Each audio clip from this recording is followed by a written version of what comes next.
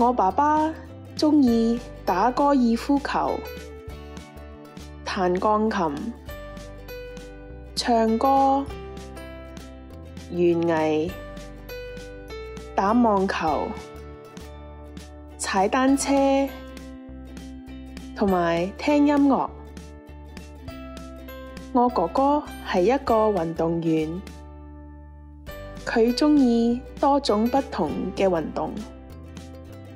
佢鍾意跑步、游水、打冰上曲棍球、舉重、打籃球、踢足球同埋打棒球。